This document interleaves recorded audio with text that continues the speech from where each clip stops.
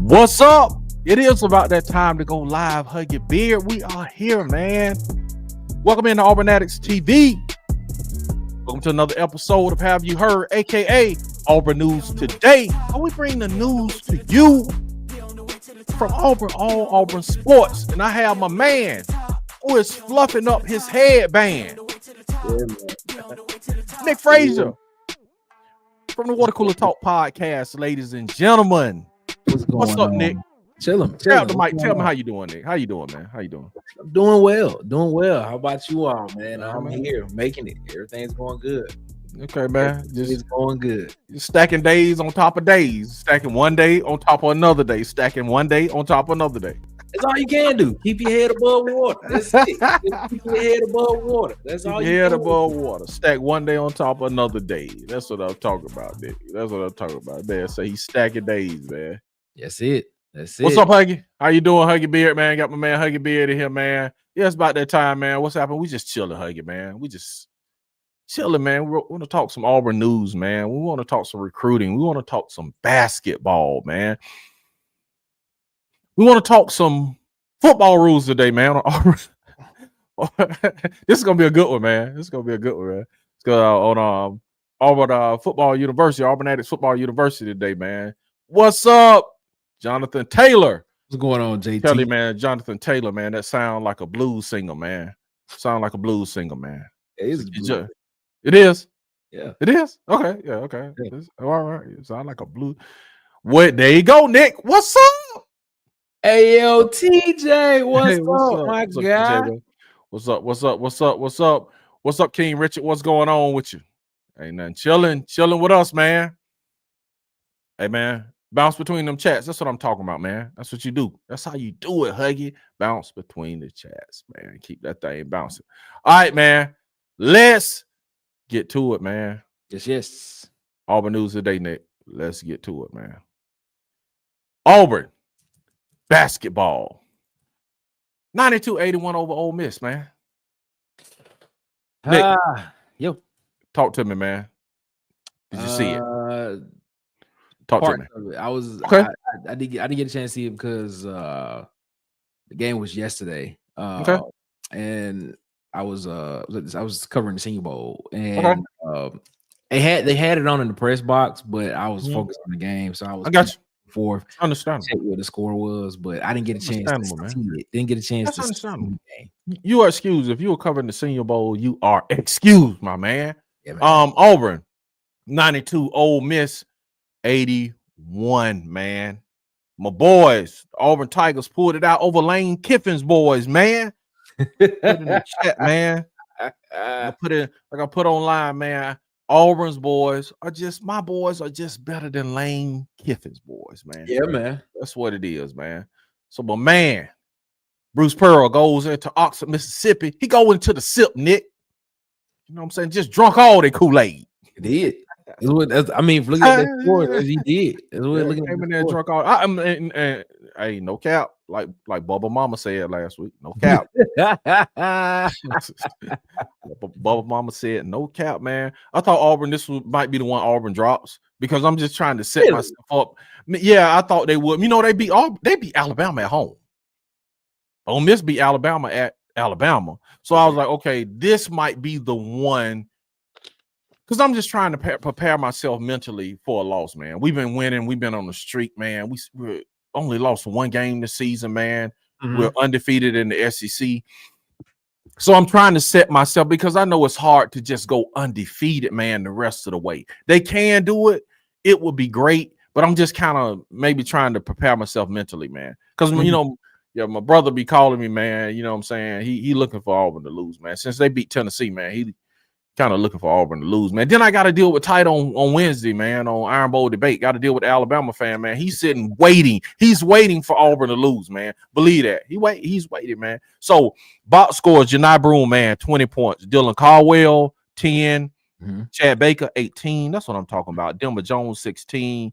Kelly, 15. Which with Kelly, man, I wish they would feature him just a little bit more, man. That guy is dynamic, man. He can shoot the three. He can drive the basketball, shoot mid-range, man. I mean, they got players, man. Pettiford, I can't even speak on him, bro. Number 9, he gave us 9. Chaney gave us 2, and Hudson gave us 2, man. Which is Hudson is contributing, which is great, man. Shout out to him.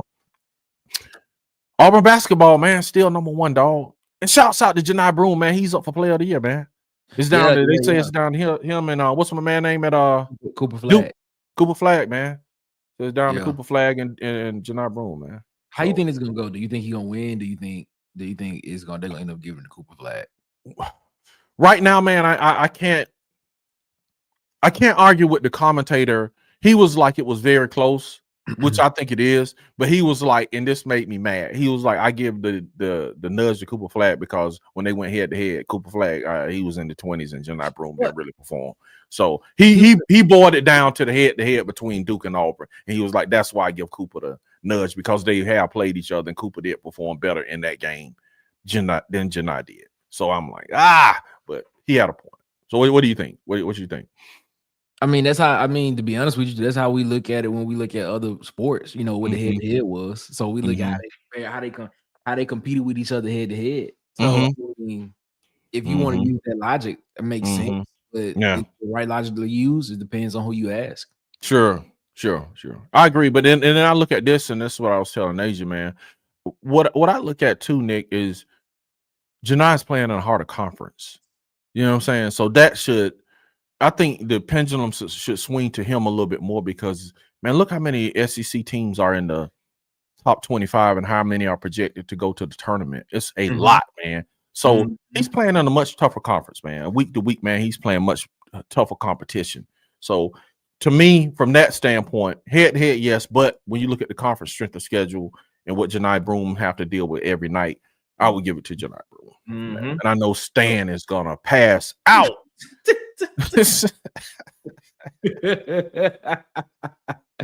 Oh man, there go pass out, man.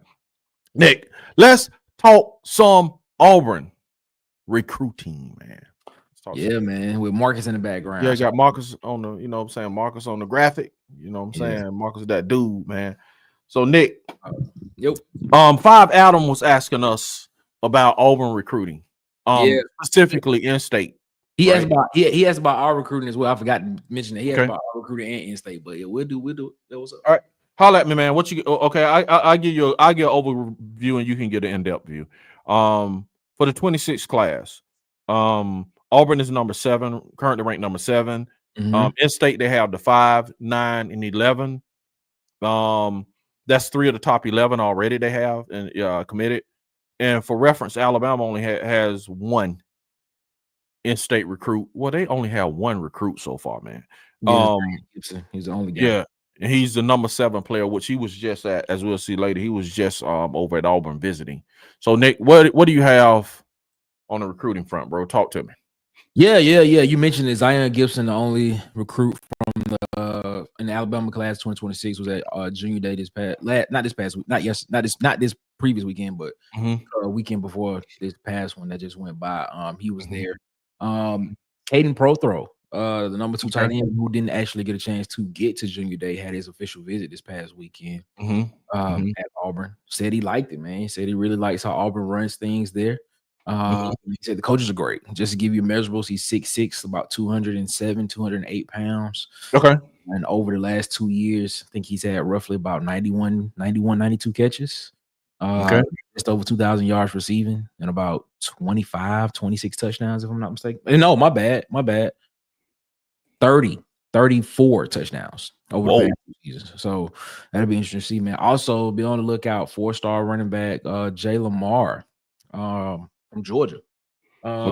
He set his official visit for May 16th through the 18th. Top 150 player, number 13 running back in the country. I think 16 in the state of Georgia. Looking at, and to go along with him, 5-star quarterback Jared Curtis has set his official visit as well for Auburn the same weekend. Whoa. So he'll be there May 16th through the 18th. It depends on what service you look at, man. He's the number 1 quarterback. Number 1, number 2, but top 10 player overall in the country, depending on what recruiting service you look at. But he also has his other. He got some other OVs as well to South Carolina, Georgia, and Oregon. Okay. Oregon. Yeah. He's going as well. Reclassified 4-star running back Xavier Crowell. He set his official visit to Auburn in June. He was just at junior day as well. Right after he reclassified to the 2026 class. He reset. He was at Auburn's junior day. He set his official visit for June. He also had some other OVs as well for Georgia, Alabama, and Texas as well. And Auburn has offered former Auburn offensive lineman Killian Ziar. I don't know if I pronounced that. Zaire. Yeah. His brother Wilson Zaire got his offer from Auburn this past week. So I think that was his first or second Power 4 offer. I want to say it was his first. Yeah, he said he was excited, man. Yeah, he said he was excited for it. And if you want to go to the 2027 class, let's go. The number one player in the state of Alabama. Let me make sure I get his name right. Get it right. Jabarius Gay. Oh man, please don't make me say this last name wrong. Gara. Just say it. Garror. Edge out of Viger High School in Pritchard. That's what's up. That's what's up. Shout out to Viger and Pritchard, man. He's currently committed to Alabama, but he says that Auburn is pushing him and they want him there. I'm gonna give you the exact quote. He said, he says, they want me here. It's going to be a great program, and they want me to come see more of Auburn every time I get a chance. So let's do it. Look out for that one, man. Number one player in the class of 2027. Let's do it. Let's do it, man. Number one player in the state of Alabama in the class of 2027. So you freeze, you know what to do. You freeze, you know what to do. King Richard, what's up, King Richard? How you doing, man? Appreciate you, King Richard. Appreciate your support, man. Appreciate you coming through, War Eagle. Gonna be bouncing between chats. Yeah. Hold up. There it is. I knew I saw something like that. Yeah, man, King, man. I missed you too yesterday. Yesterday, my guy. Yeah, y'all. It got crazy. Y'all ain't serious, man. Y'all ain't serious about me. Got crazy on that. You and King Richard ain't serious about me, man. You know what I'm saying? We are. I'm just saying. You had to be there. Jackson, y'all should have been out hollering. Nick, King, Nick, King. No, when Jack Besh, like the story behind Jack Besh, tight end, wide receiver from TCU. Originally, he was at LSU. He caught the game-winning touchdown with like 7 seconds left on the clock, and the American team won, and everybody rushed the field. I got caught up in that. You should have been hollering out, King Richard, King Richard, King Richard. But see, the thing about it was, King Richard said he was in section 128, and in the end zone was on the opposite side of the field. King Richard wasn't screaming out either. Nick, where are you? Nick. That's how y'all should have been doing, man. If y'all was really serious, y'all would have been doing that, man. Bruce Pearl, what's up? Oh, the daddy you need. That's right, bro. That's right. He said Lane so mad he couldn't make some weird cryptic Auburn tweet after the game. He had that thing in his drafts. Yes, he did. Yeah, but got to delete it. Man, I was thinking the same thing. I was thinking the same thing, man. I was like, man, we can't lose this game because Lane Kiffin go do something lame. You know what I'm saying? Tweeting stuff, man. I can't, man. What's up, Agent? What's going on, man? How you doing, Agent? Oh, my God. He said supposedly Ole Miss had court storming protocols and guidelines released. Show hate that. I show hate it for y'all Ole Miss fans that y'all couldn't storm the court on us, man. Yeah, they tired. Even if they would have won, they would have had them guidelines would have been tired of playing what 200,000 to the opposing school. Yeah, man. That's a lot, man. That's a lot, man. Exactly. Come on now. The Grove Collective ain't Kermit Solos. Shout out to Kermit Solos, man. He be here all the time. He be here all the time. What's up? How you doing? King Richard. Yeah, most of the country is waiting for Auburn to fall. Yeah, man. Yeah, Pettiford is nice with it, man. For real, man. He said, yeah, most. Man, you know, Auburn Dad for life. What's up? We're gonna have you on today, Auburn Dad for life. Y'all stick around. We're gonna talk to Auburn Dad for life, man. Yes, we are. Get to know Auburn Dad to life. How he became an Auburn Dad for life. For life. Yeah. He said if Flag got hurt and played in SEC, he wouldn't be getting his points. Yeah, I agree with that, man. Broom is in a tougher conference, man. Yeah.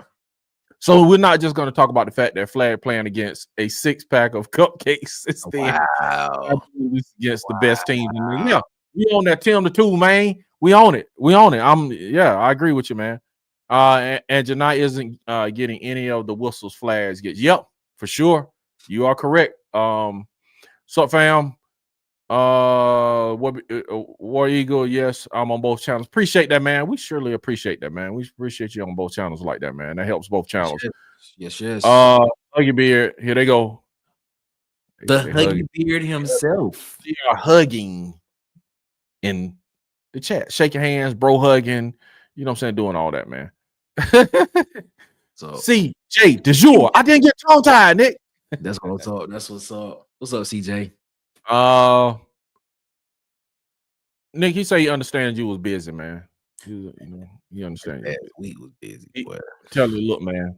King, I'm gonna just say it again, man. Y'all didn't do all y'all could do. Y'all should have been out screaming and had your shirts off and waving your shirts. Nick, King Richard.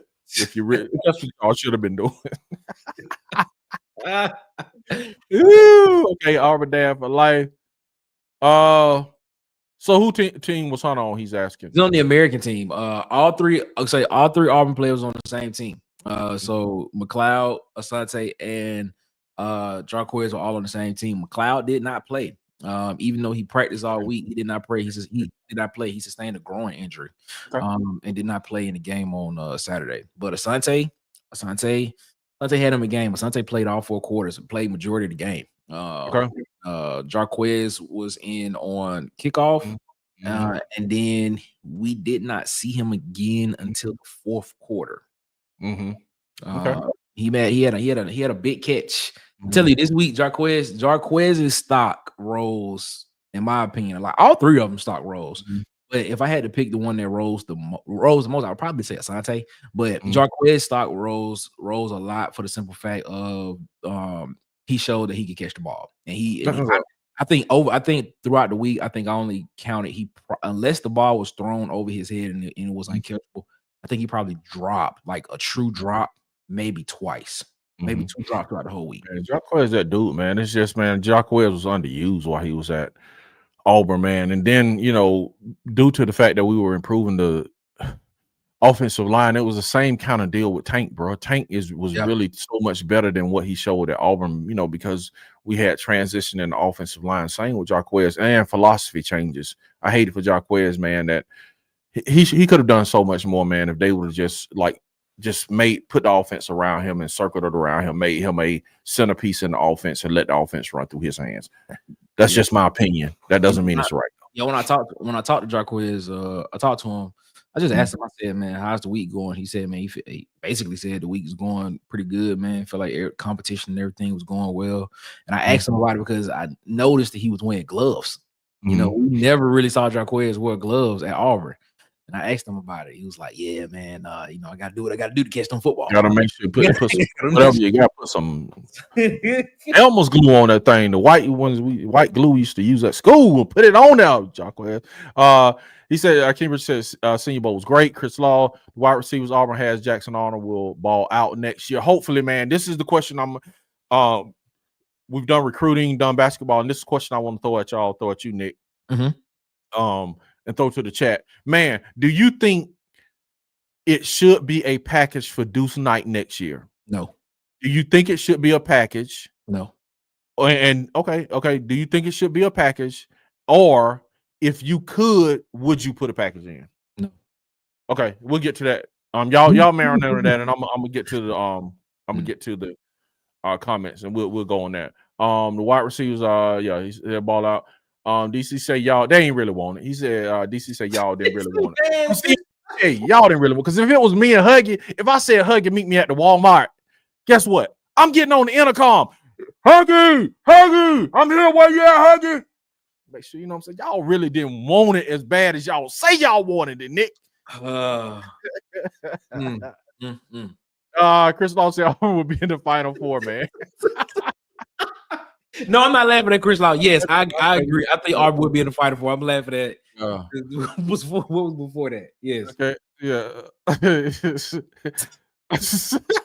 I like called Bruce for tickets to the game because prices not sure if true or not. But announcer said it. What? Huh? Nah, he's saying Lane called Bruce for tickets to the game because he's not sure the prices were true. Look, man, Auburn fans are y'all guys, man. Y'all guys are raising basketball prices everywhere I try to go to a game, man. I'm trying to go out state, bro, and I look on there, Auburn fans just like invading, bro. And it's like, yes, man, dude. And like I said, me and Slay was like, okay, let's go ahead and buy our final. Let's go ahead and buy our regional tickets now and get ahead of everybody, right? Since the regional is going to be in Atlanta, let's jump on this and maybe we can. In my head, regionals usually can get it pretty cheap, man, for a regional game. Listen, man, I went on there and bro, for both sessions, it was like in the nosebleed, it was $400 now, bro. I'm like, bro, Auburn fans like $400 in the nosebleed. But that is very, that is foreshadowing because who's to say Auburn will get the Atlanta region? But that's the number one seed. We're thinking if they get a number one seed, they're gonna get number one seed. Yeah, right. So, bro, I agree, man. It's crazy. It's just, I was stunned. I was like, 400 for the nosebleed. It's like Auburn fans already like, man, they already like booking up, bro. Buying tickets, booking up, man. Yeah. So you're right on the ticket thing, man. My brother said he went to South Carolina. He was like, bro, they took over there, bro. When I went to the Georgia game last year, they took over in Georgia Arena. I'm like, this is embarrassing, man. Yeah. And he's singing the Auburn fight song, man. Yeah. Yeah. I was reading an article with KD Johnson, who's at George Mason now. Some fans went to the George Mason game with Auburn University stuff on. He ran up to them and gave them a hug and said, "Where are you?" Apparently. Whoa. Okay, I don't know. I don't know if he said where, but I know they said that he showed that he gave up there, acknowledged them, and gave them a hug or spoke to him. Okay, that's what's up, man. Yeah, we'll show you. We're gonna put the link in, man, and we'll walk you through it, man. This give me Tim Tucker's vibe when he did that. Yeah, it does. Yeah, when he was yeah. Come on, Tim. He had to show up for like 30 more minutes. Yeah, old Huggy kind of down tonight, so I'm trying to keep my business between comments. Hopefully, man. Hey, Huggy, man. Hey, man. Well, we'll try to keep you entertained, bro. You know what I'm saying? Everything all right, my guy? Hope you good, man. For real, man. I hope you fit. Hope everything get better for whatever it is, man. Prayers up for you, my man. Wade. What's up, Wade? What's going on? What's up, man? Wade, what's up, man? Holding it down for the American trucker. I'm talking about, man. Wade out there in that Freightliner long nose. He says, yeah, I'm on tablet and one and phone on the other. Yeah, so you're gonna have to do it, use your phone. You have to use your phone to when I send out the link, you'll have to click on with your phone, man. Yeah, man. Wait, what's happening, partner? Huggy, how you doing? What's up, bro? How you doing, Huggy? What's up, Wade? How you doing, Huggy? What's up, Asia? That's what we do over here, man. Tim the Tool Man says I'm fine with there being zero packages. Okay. Yep. Agree. Tim say no. I'm with it. I'm with him there, man. And we about to get to that when I catch up. Should be a package for DK. But if the game is rolling, hold off on it. So King Richard is for a package. Tim the Tool Man is not. He said, baby mama acting fool among a few 2-3 things. Okay. Enough said. What can I say? Say less. Say less. Say less. Say less. Righteously, bro, tickets for any game, no matter the sport, it's out of pocket, man. Tickets crazy. I love that KD I guess had love. They're giving him love still. I saw that same article. Okay. Yeah. He know what I'm talking about. He saw that article I'm talking about. Yeah, I read it. I was like, man, that's interesting. He said, yeah, feel you, Huggy, that do that sometimes. I hope things get better, man. Let DK get snaps once the game are in hand. So Tim, so you saying yes? You saying no, but unless the game is out of hand, then you're okay with him getting snaps. Okay. So he kind of going both ways with the answer. And I'll let you expound on it in a minute. But I gotta look who in here, man. Felix the cat has What made up, an Felix? appearance, man. Felix? What's going How on, are you, Felix the Felix? cat, man? What's up, man? How you been doing, Felix? How everything been doing, man? You gearing up for spring practice, man? Getting ready, man. Cam, what's up, Cam? Yeah, that was interesting. Yeah, when they did pack out Cameron indoor, bro, that's something different. Yeah, that's a little different. When you see a lot of orange and blue, I'm like, yeah, like yeah, wait a minute, man. Yeah, man, it's different now, man. They like I say they're buying up the ticket. It's cheaper to buy it out of town because it's just, bro, getting in Neville is, you know what I'm saying? You gotta have that hugging money to get in Neville, man. You gotta have that hugging money, hugging type money to get in Neville. Very true. You gotta have that Wade type money, you know what I'm saying? Yeah. Long road type. That's money. very true. Gotta have that type. True, yeah. Tim says I forgot to sub over here, but I'm in here now. Man, appreciate y'all sub, man. Appreciate y'all subbing to both channels. Appreciate y'all liking, man. Hey, man, tell everybody sub both channels, man. You know what I'm saying? Appreciate it, man. We do the same things, but we do different things, man. Nick got some exclusive content over there on the Senior Bowl. Y'all go check it out, man. Some good stuff, man. Yeah, go check out. Hey, the one that I want y'all, that y'all go check out the Andy Staples interview, bro.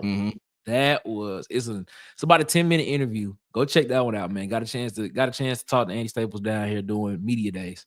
Go check out that interview, man. That was interesting. And I gotta throw this in there. Shout out to my guy Louis Riddick from ESPN for quoting my tweet that I put out of me. What's up, man? Hey, man, shouts out to Louis, man. Shout out to Louis, man. Shouts out Louis Riddick. Let DK get garbage time, but no set packages. Okay. And then we're gonna let Nick expound. No packages. Okay, my man Ed Darby, what's up, Mr. 21? 21 in the house. No package, DK. I would like to see him run the regular offense like Brandon Cox did in 2004. People forget Cox played series in both the first and second halves. Oh, wow. Yeah. Okay. You saying during 2024. Yep. So, okay, you saying no specific package. You like okay with the 2 quarterback system, just let him run. No, he just want to see him. He just want to see him. He don't want to see a package. He just want to see him run the offense. Right. That's what I'm saying. So he's saying just subbing in and out. You know what I'm saying? Clarify it because that's not what he said. He's saying basically when the game gets out of hand, he wants to see him run the series with the offense. That's what he's saying. Okay, so you saying no package, just run the regular. Just clarify, because when I say package, I mean I'm like you running the regular offense is just a group of plays you have that you run. He don't want it to be a group of plays. He doesn't. It basically he's saying no group of plays. We don't want none of that. Just run with the off. Just run what you would do if you were a starting quarterback. But what I'm saying, that's what I would say a package is you're running the offense, but you're only limited in the amount of plays you can run. But you're running the same plays you would run. But it wouldn't be But it wouldn't be limited. That's what I'm saying. That's what he's saying. What I'm saying is, okay, I see what he's saying, but it's gonna be limited. It's gonna be limited to a degree, if that makes sense. It's going because he's not going. I don't think Deuce Knight is gonna be able to run Hugh Freeze full offense. Well, if that's the case, then Jackson Arnold shouldn't be either because they both come in at the same time. But Jackson Arnold has a year of playing in college, and he's already been in this system. He's been in this system since high school, though. It's RPO. It's still different. Either way it goes. It's still gonna be different terminology. It's still gonna be different setup. So I mean, I get it, bro. Okay, we just disagree on that one. I would take a Jackson Arnold who's been in school 3 years, going on his 3rd year in school versus a Deuce Knight learning the offense at just coming out of high school. I think that, and just this me, I could be wrong. I think Jackson Arnold would be able to learn it quicker. That's just me. I mean, y'all can tell me what y'all think. Yeah, hit that like button, y'all. Yes, Timmy, yes. He said it looked like Nick getting famous. Yes, Nick is getting famous. Nah, man. No, by the way, I hope DK is number 2 and come in, win the game. Our out of hand, and we'll okay. So you're saying the same thing. You hoping he play. I think everybody's sentiment is saying, you know what I'm saying, they hope the game's out of hand when he play. Who? Yeah, no group of plays like we've done in the past with Robbie. That's part of the regular offense. I need the game out of hand and can run a limited offense in the last 2 minutes or something. Okay. I think kind of everybody is. It says not to system QB. Cox ran a series in the first half and second half to get him experience while the game is still early and not in garbage time. Yeah, I think everybody's saying the same thing. Just don't. I think this is maybe I think everybody's saying just don't disturb the flow of the game. Just trying to throw him in there, maybe. What do you say? Why do you say emphatically no? Yeah, because you got the thing is why I say emphatically no is I think people keep forgetting that Ashton Daniels is on this team. Well, will be on this team. The thing about it is he has the most experience out of everybody in this that's going to be in this QB room. If you look at it from that perspective, I mean, looking at the business side of it, I'm always say this is professional football now. You're looking at the business side of it. You pay Jackson Arnold NIL allegedly to come in and be the guy. You pay him that kind of money to come in and be the guy. Deuce Knight is like the first. It's like the rookie quarterback who you're not trying to put out there too fast. That's the reason why you went out and got an Ashton Daniels, you know, and things like that. Only reason why he's not going to be here is because he graduates from Stanford in May. Other than that, he would be here. So we fail to realize that this man has 2 years of starting experience at Stanford in an offense that was somewhat productive. And the only reason why he wasn't productive this past year because he didn't really have much around him. Sort of kind of same thing that happened with Jackson Arnold last year at Oklahoma. So I'm just saying it's not we don't have to rush this guy on the field. I know we're excited about what Deuce Knight can do. I know everybody's excited about the era of what Deuce is going to do at Auburn. There's no rush. There isn't a rush for it to happen. Now let's let him learn. Let him learn. Let him understand it. Let him, simmer in it for a while. That's why you went out and got an Ashton Daniels to do that. If it was me, if Ashton Daniels was here during the spring, we could legitimately have a conversation about could he be QB1 after going back and watching him play. I'm just saying we could legitimately have that conversation. People may disagree with that. I honestly think that it could be that's a conversation to be had if he was here now on campus, but he's not. So you're going to see a lot of Deuce Knight. It's going to be Deuce Knight and Jackson Arnold. So with that happening, a lot of people are going to be like, all right, what is Deuce doing? How is Deuce progressing? How is that happening? And then and things, stuff like that. But let's not rush the guy into it. You know what I'm saying? If I'm guilty of this as well, and putting a lot of pressure on a lot of players when they first come in, just because of a star rating that they got from a recruiting service and what we've seen them do. Man, sometimes these kids just need they need a year. Sometimes they need it. So I'm not saying Deuce is not he's not the guy that can come in and start, but I mean, if you look at the quarterback room, Auburn has set themselves up to not have to put that pressure on him to come in and do it right away. That's just how I do it.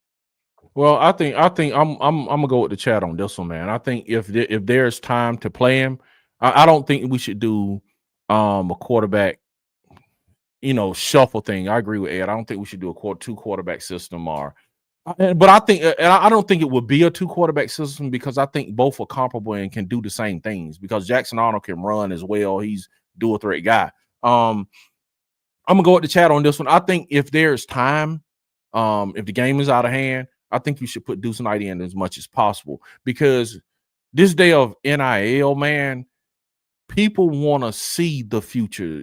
People want to see the light. You know what I'm saying? And I'm not saying Walker White, and we know he didn't say this about Auburn, but why he picked Baylor was he was like he could see a path to development. You know what I'm saying? It's something when a kid can actually, okay, man, I was on the field and I played in 7 or 8 games. I know what it feels like to be on the field. And furthermore, if my man Jackson Arnold graduates, then I think, man, get Deuce Knight's feet wet as you can. Now, if you have chances, like they say at the end of the game, when it's not consequential to the game, it's out of hand, get him in the game, bro. Let him play. let him get his future, and then get his feet wet so he's not like a deer in the headlights next year. If he's gonna be starting. Tim says DK definitely won't be able to run the full offense, so the limited plays is expected. Yeah, that's kind of what I was saying. Exactly, Ed. Tim. Wait, you say he don't have it? Auburn been getting it from me. Boy, buddy. But Auburn turned me and my white pockets inside out, bro. We had rabbit ears, boss. Shout out Nick Righteously, bro. He been getting down with the Senior Bowl. Yes, sir. Yes, sir. Absolutely. Appreciate it. I gotta learn to type. I'm giving DC and Nick headaches. They need to decipher. But look how he's like, I need to learn how to type. I'm giving them headaches. They need to decipher my read for chats for my chat. It's all good. It's all good. It's all good, man. I hate when Auburn does that thing where we tip our hand by having a QB that can only do 3 things: sub in at a random time. That's not clever. It's a drive killer. Yeah, I don't want drive killers, man. I think everybody agree on this. We don't want to do no 2 quarterback system where you shuffling cats in and out. No, I'm like, if we got time, get it to him, man. Righteously, bro, unless DK is generational talent, it's probably better to sit a year. I'm right there with you. No, I'm just being real. Yeah, I'm with you if we could. But you see what's happening with these quarterbacks. When you try to sit these cats for a year, they dipping. They are go. Look at Walker White. Yeah, but if they have to sit a year, bro, they are. If they have to sit a year, and then, bro, there's no like, you are the man, bro. These cats, that's all they gone. That's all I'm saying, bro. I don't know. I disagree with that. I think if you tell them, like Walker White said, and I have to take his word at what he said. He was told that if he was not the guy by year 2, that he probably wouldn't be the guy. And he laid it out plainly. He said, if I'm not the guy, he said Coach Freeze told him if he was not the guy by year 2, he wouldn't be the guy. Then he said that you go out and you get this guy and you pay him this type of money to come in and be the starter. That signal to me that I'm not the guy. But how does that signal that to you if you haven't even played any ball, bro? It's like, think about it's a bit okay. They saw him for a full year running the scout team. So apparently, if they would have thought that he had a chance, they would have been like, all right, let's see what he can do. And they would not have put that much of an investment into a portal QB. Like, so listen to this. Okay, so you sitting here telling me. But we're going back to this philosophy again, Nick. Go ahead. Because it comes up every week. But this is the thing, though. Like, are we really going to sit here?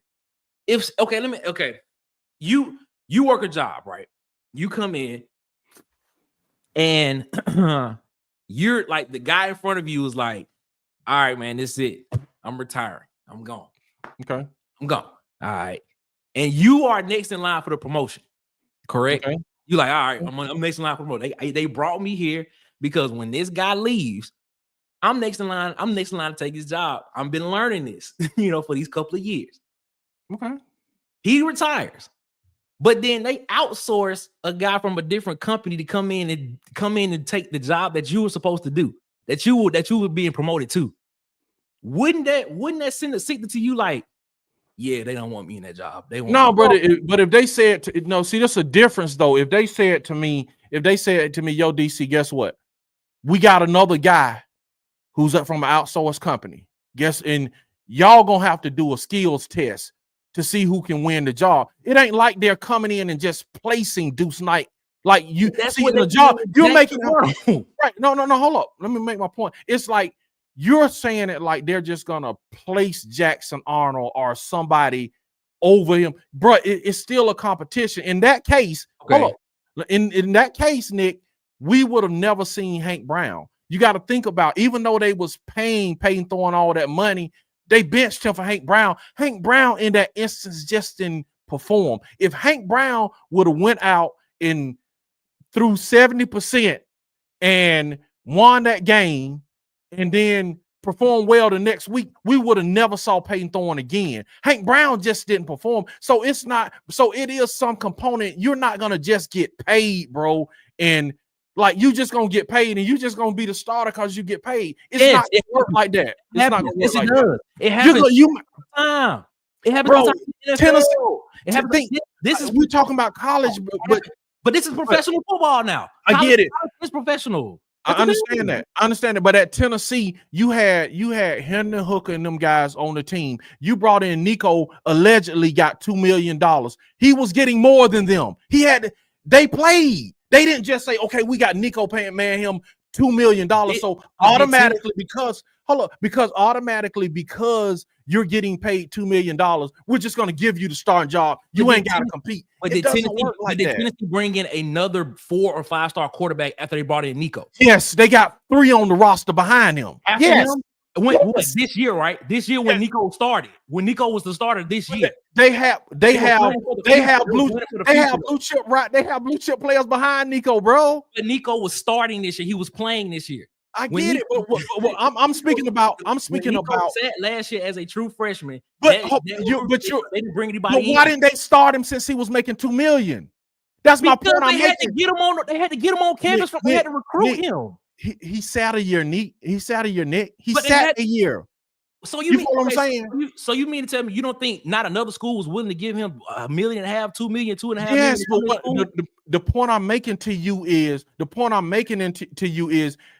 they didn't just start Nico because you paying him $2 million. Do you think they're just gonna start the guy at Michigan because he's making 3.5? More than likely they will. If he comes out and plays like trash, that is a big investment. That is a lot of money that you're putting into one player that you could have broken down and put it.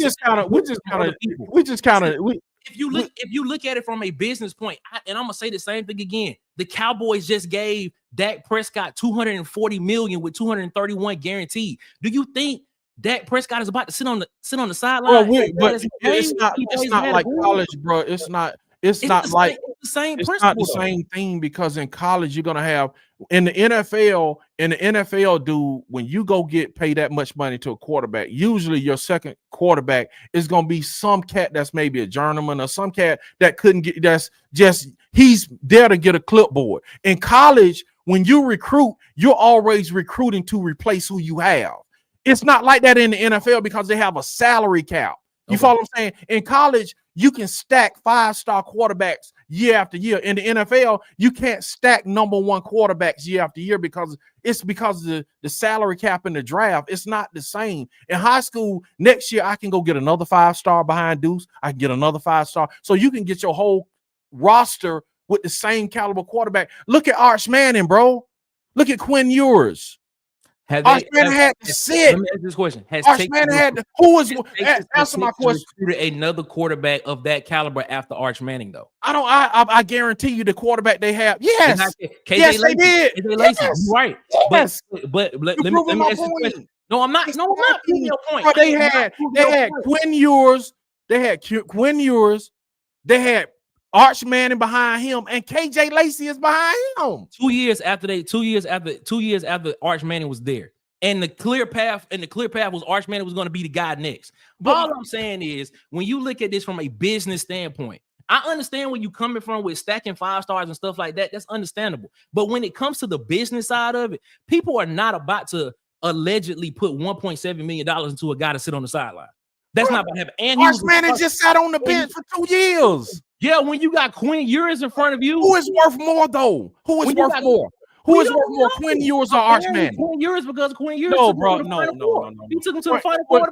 Quinn Ewers is not more than worth than Arch Manning. But he's not, bro. He's not worth, bro. It ain't my opinion. This is not my opinion. Quinn Ewers is okay. We're gonna go with an evaluation that a recruiter service put out saying that he's worth more just because he's last name. Bro, I don't care what. I don't have to even look at a recruiting service. I ain't gotta look nowhere. Quinn Ewers is not worth more than Arch Manning. Period. Apparent. This is what I'm saying. No, Quinn Ewers played better. No, oh man. Okay. Quinn Ewers played better, man. Quinn Ewers played better. All right. Okay. All right. As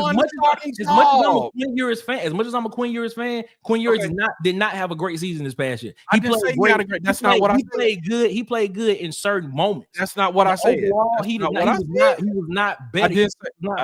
Honestly, we don't even know if he's better because we haven't even seen Arch Manning play substantial stuff against quality competition for real. He's not better because he's not better because the coaches watched them in practice and put Quinn Ewers as QB1. So Arch Manning is not better. He didn't play better. I'm saying based on what the coaches evaluated.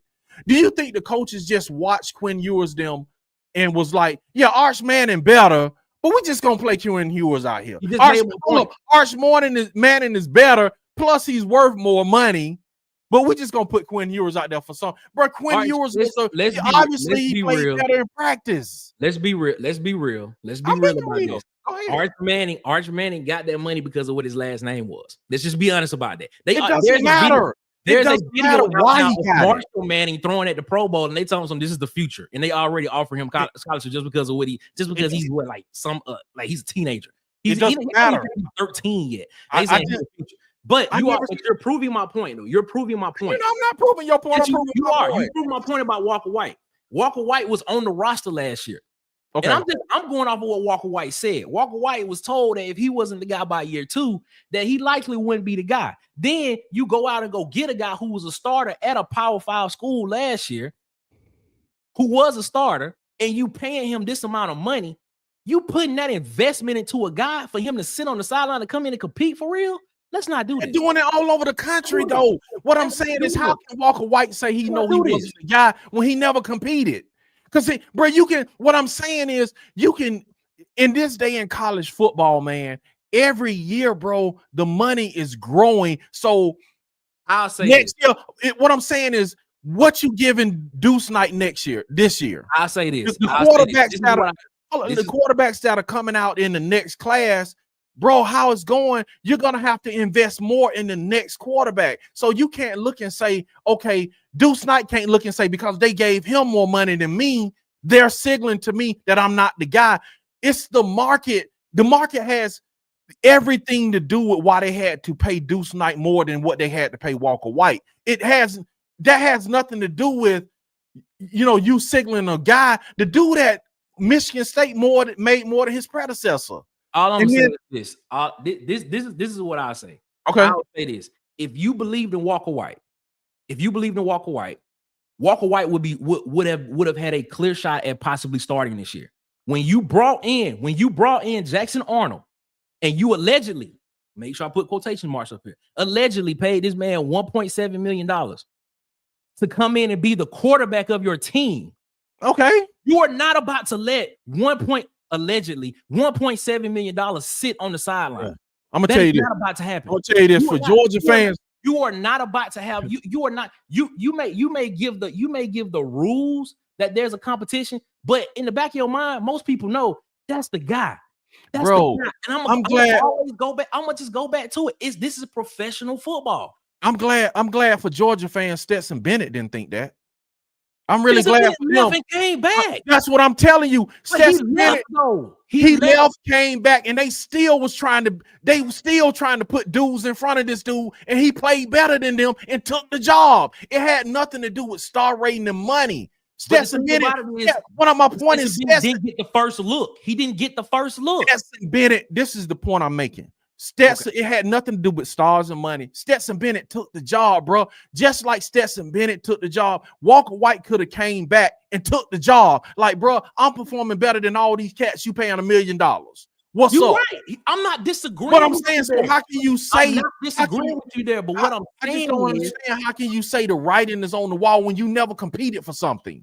Just based off what I'm paying somebody. What he was told by the head coach. The head coach told him if he wasn't the guy by year 2, he wasn't gonna be the guy. Well, how do you know he's not the guy? He never played a down. Then you go out and sign a guy that was the starter at a Power 5. So wow, I'm gonna compete. All right. Okay. Yeah, I hear what you're saying, but when you looking at this from a business perspective, I understand everything you saying, everything that you saying from a perspective. Shout out to Nick, man. Shout out to Nick Beasley, man. Shout out to my guy Nick Beasley. Nick Beasley? He got a show on YouTube. He do a show on YouTube, man. Shout out to him. Met him at the Senior Bowl, man. He was a producer at the Senior Bowl. So shout out to my guy Nick Beasley. It's the Nick Beasley show. That's the name of it. I'm saying, what is Nick Beasley talking about? He's just saying he talking about couponing. He talking about couponing. We talking about sports, Alabama football. Okay, yeah. That's what I'm like. Yeah, man, y'all check out Nick Beasley, man. Yeah, but back to what I was saying, though. Yeah, what I was saying was. But back to what I was saying, though. Yeah, exactly. But see, what I was saying. See, if you're gonna put that kind of investment into a guy that was a starter somewhere else, but then you giving this dude allegedly again the 1.7 million to come in and just be the backup? Come on, man. No. Okay. I don't see it happen. The business side of this tells me Jackson Arnold is gonna get the first look. I didn't say he was until it gets to the point to where unless Jackson Arnold comes in and messes up and it's so bad, Jackson Arnold is gonna get the first look. Unless Deuce Knight comes in and he's in the position where like Huggy Beard said, he's just a generational type dude that we actually have to be like, yo, we may have to give this dude a chance. But Jackson Arnold is gonna get the first look. Just because of the investment they put into him. It's the same thing in the NFL. Dak Prescott, Patrick Mahomes. Now you talk about the first look. Now we're saying the first look. He's going to be the starter. He's going to play. First you were saying he's going to be the starter because he's getting paid. And that's what I said. Okay, no, you're saying the first look now. I'm saying that's a different story. Yeah, of course, if somebody getting paid $7 million, they're going to get the first look. We know that. I'm saying it's not all I'm saying is, bro, it's not a guarantee that somebody's gonna start just because you paying them $2 million and somebody else gonna get this job. Okay, so you telling me next year Dak Prescott won't be the starting quarterback for the Cowboys? No, I said in college is different. You can't do it. It's the same. Yes, it is. You can't stack talent. You can't stack talent in the NFL like you do in college. DC, the principle the same. DC. No, it's not. The principle the same. You can't. And I'm that big of an investment in the guy into one guy and he doesn't play. But what I'm saying is the difference in college and football is you can't stack college. You can't stack players in the NFL like you can stack players in college because you have a draft process. You see what I'm saying? You can't. No team. Watch this. Watch this. We talking about two different things. That's what I'm saying, though. It's not. I'm saying college and pro is not the same because the processes for acquiring talent is different. When money is involved. It's the same. It's not the same because you can't sign. If it was the same, then Dallas could sign 3. It's the same. If it was the same, then Dallas could sign 3 $280 million quarterback. They can't because they can't stack the talent behind Dak Prescott to sit him if they wanted to, is what I'm saying. You can't even sit him because you can't stack the same level of talent because of the salary cap and because of the draft. I'm gonna say this. Allegedly. These numbers, the alleged number, Jackson Arnold's getting 1.7 million. Allegedly. Okay. How much do you think Deuce Knight is getting? Let's talk that. I have no clue. I'm gonna tell you. How much I would give Deuce Knight. I would be offering Deuce Knight at least $1 million plus. Deuce Knight not getting $1 million. I'm just saying. You actually. I'm just saying. I would give him $1 million plus based on the market. If I had based on what Underwood them getting, I would give him $1 million. If I had to guess, I'm gonna be real with you. If I had to make a guess based on where Deuce Knight is now at his position, based on what year he is, and being a freshman, I would have to guess that Deuce Knight is somewhere between probably $300,000 and $600,000. If I had to guess.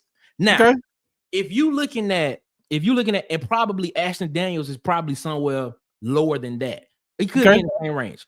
I don't know these numbers. I'm just throwing this stuff out here. If you look at this from a business perspective, I have $1.7 million invested into this guy. Allegedly, I have $400,000 invested into this guy and another $250,000 invested into this other guy.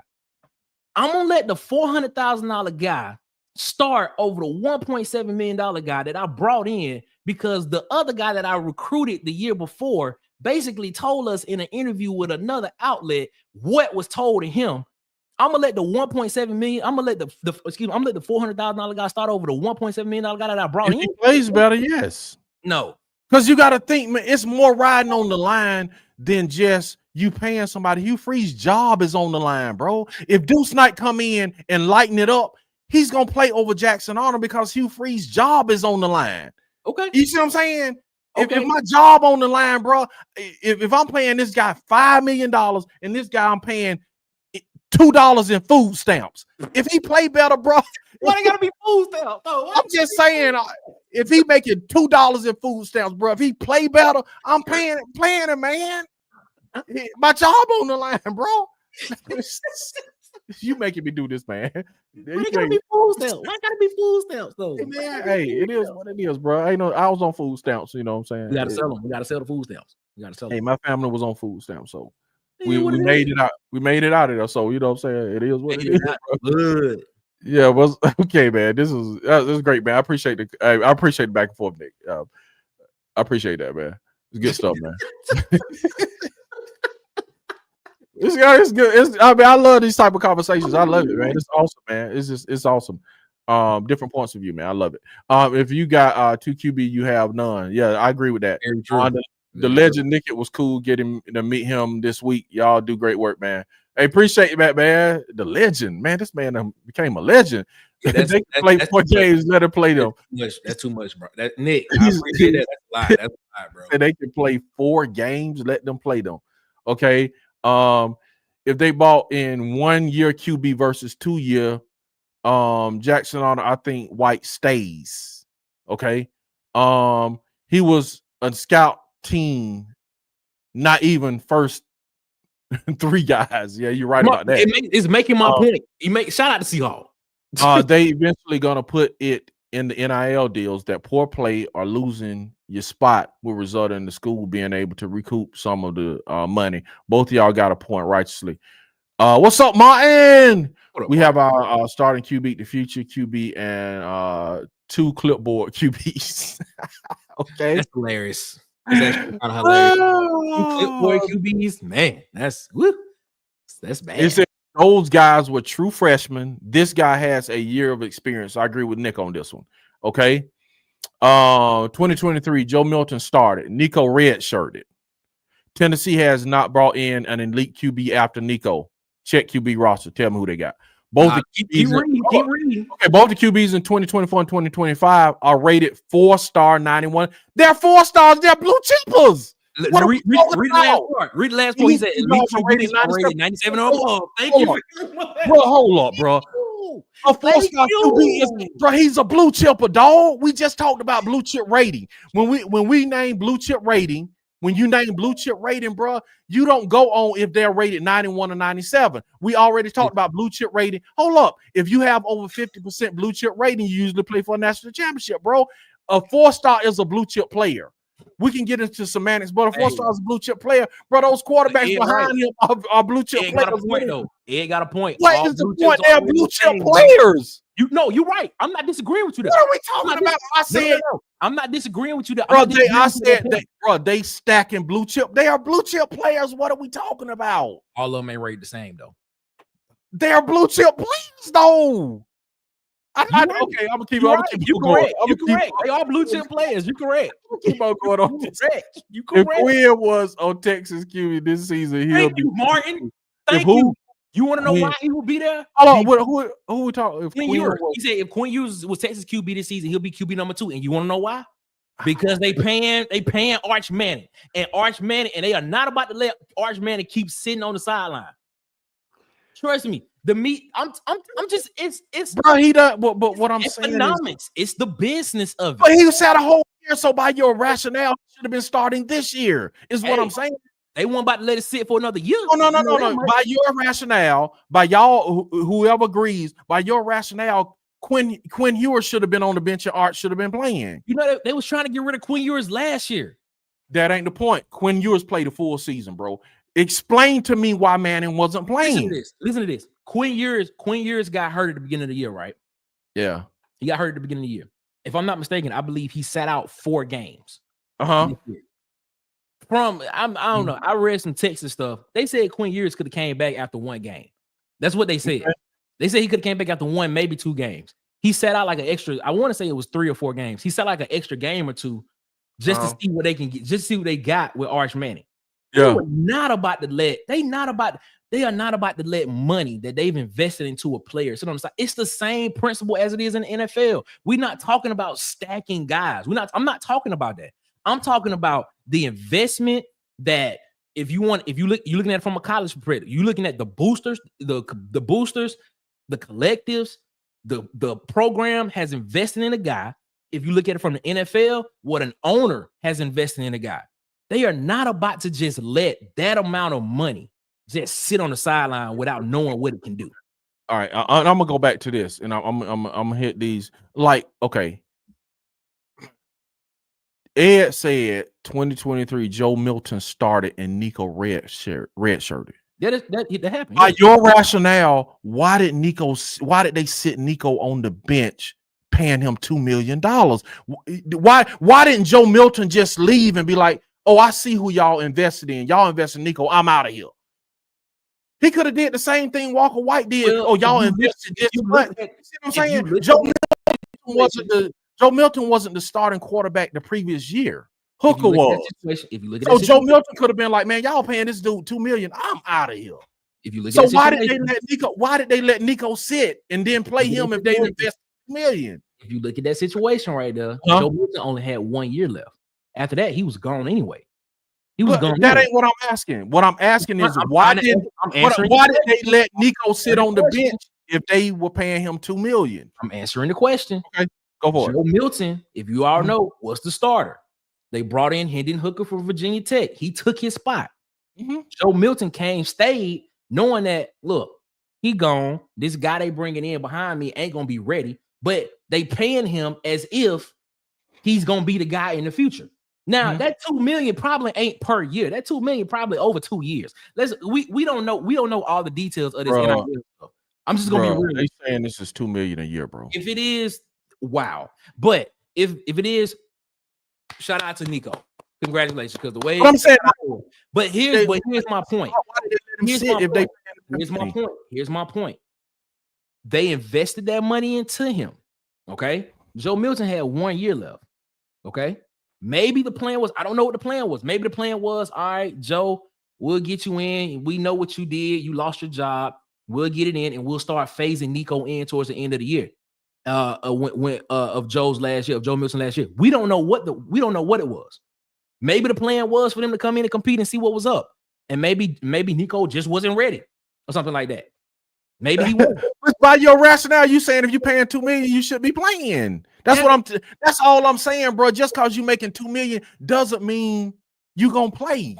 That's what I'm saying. That's all I'll say this. A lot of these numbers that's floated around probably ain't what we think. Ain't what it really is, to be honest with you. Okay. That's why I say if you paying a guy $2 million a year, oh, he playing. He getting every opportunity. If I'm there, I need to see what we paid $2 million for.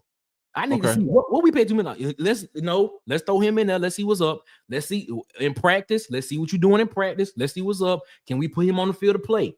Okay. That's why I believe it wasn't $2 million for real. Okay.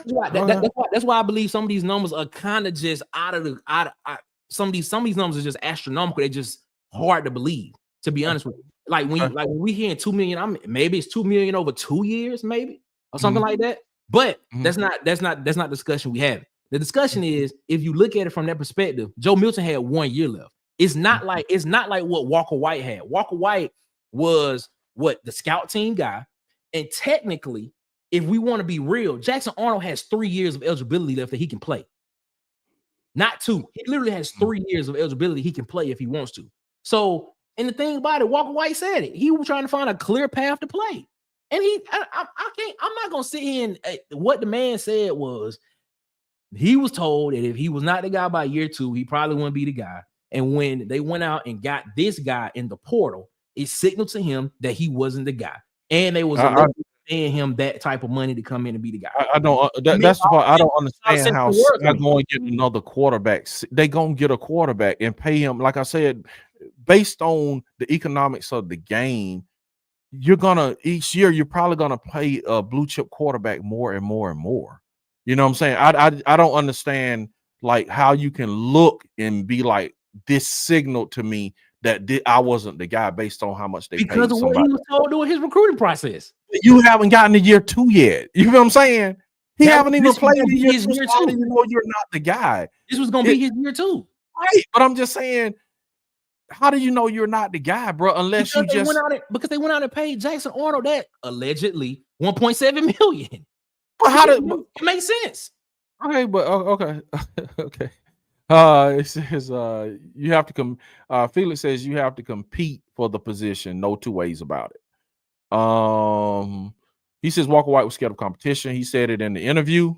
So he didn't say that. He just got another recollection of the interview. If he getting what is FS? He sure no wanted. You heard me. If he getting what? I don't know. Hey, let us know what FS mean, my guy. Eli and Payne made the call. It was going to be Arch regardless this year.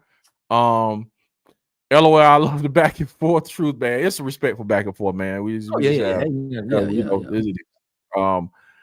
I think Deuce has the same type deal Jackson Arnold. Wow. If he does, bro. It wouldn't surprise me, Nick, bro. It's crazy. Look how much Michigan paid for that quarterback. But see, that's the thing. Do we know that though? Like, is that a number that's just being thrown around?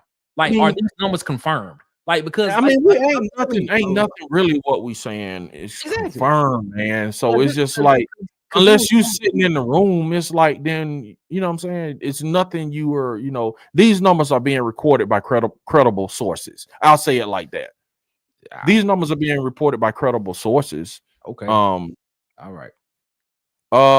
Because I say this because it was we don't know Jackson Arnold getting 1.7. We getting that from a credible source. You see what I'm saying? It was okay. It was reported that Notre Dame wanted to pay Quinn Ewers $8 million to come be the starting quarterback, and he decided to go to the draft. Okay, and he's not, and Quinn Ewers probably won't make it. Probably won't get picked up until the third round. Are you serious? Yes, he's probably a third round type guy. Is a third round talent? Yes, probably a third round guy.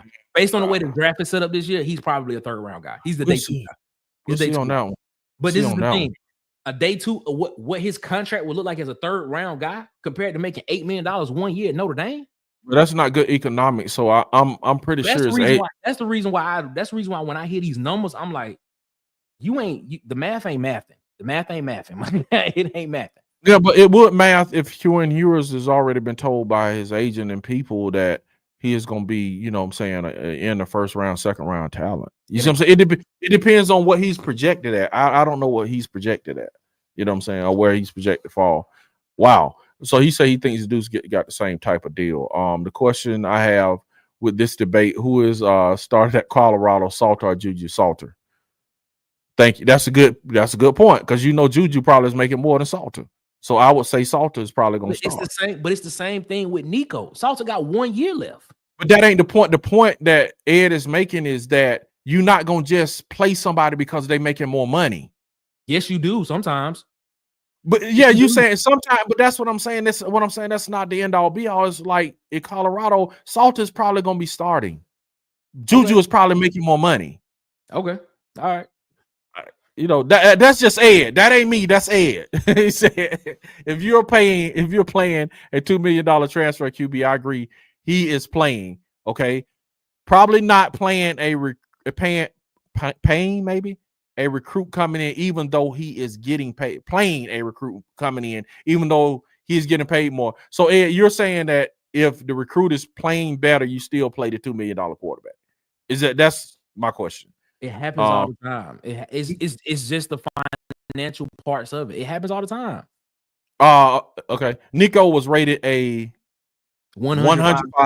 There's a difference between blue chip and elite. We agree on that. We agree on that. Yeah. But we agree on that. If you go back, we were talking about should you recruit blue chips back to back? Because we were just saying, like, should you recruit a elite quarterback and then just take a year off, or recruit just a clipboard holder? That was kind of the conversation. I was like, you recruit a blue chip as often as you can, and if you can get a 5-star, recruit 5-star. That's kind of my argument. Nick was like, he don't necessarily agree with that. If I'm stating it right, make sure I'm stating it right, Nick. I don't want to misquote you. All right, 5 Adam. How does revenue sharing work in the SEC, man? They're talking about a $20 to $22 million base salary. Yeah. It's not a salary cap. It's a base. It's a base base salary for each school. At some point at some point in time, is just gonna you're gonna have to get to the point to where if that's the case, man, you're gonna have to be given the whole athletic budget for every sport to the football program. Like, because it's not gonna work. This is not as much as it looks like professional football, and I call it that, it's not. It's not a $1 billion. You don't have $1 billion thing that they can just put money to athletics. That money got to be dispersed everywhere else, even though athletics does bring majority of the money to schools. That's why you got head coaches making this astronomical amount of money, sometimes the highest paid state employees in the state. But the thing about it is, at some point in time, it's going to have to be a cap, because if that's the case, it's just going to keep getting bigger and bigger and bigger, and who it's going to affect is the fans. Ticket prices is going to start becoming way more. Having that exclusive access to these guys is going to be becoming way more expensive. Like, it's at some point they got to put a cap on it. They're gonna have to. Like, the base can be 20 million. It's gonna have to be a cap at 20 or 22 million. It ain't, bro, because it's like, think about this: the base is gonna be 20 to 22 million, plus you get to keep NIL. Just say if like Ohio State paid 20 million this year, allegedly, because we don't know the number, we didn't see the numbers. So that means their school will have a fund of $40+ million. You see what I'm saying? So it's gonna only get bigger. You know what I'm saying? Because it's gonna be, it's like you got antitrust to say, okay, you know what I'm saying, you can't cap players. But I agree, and me and you agree on this, and me and Tyke differ on this. You can cap the schools. You know what I'm saying? If you cap the schools, then that's gonna trickle down and cap the players to a degree. But you can't cap the players, as some people want to do. You can't cap how much they can make. So that's how I was going so far. Now, 20 to 22 million base salary for all SEC teams, I know. And then you get to keep your NIL in addition to that, in which they're kind of discussing bringing NIL in-house also. Hugh. Hugh says, what's going on, Hugh? He says, not how much they're getting paid, it's the worth and value to the team. I do agree. I agree with that. He said, update DT Emmanuel Ruffin and state recruiting class 2026.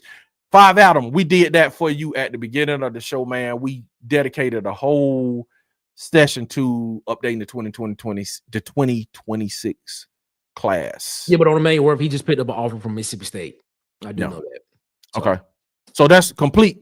We did it for you, 5 Adam. If you get in 10 million a year and you are a QB away from a good year, it's worth it for the coach to pay it. LOL.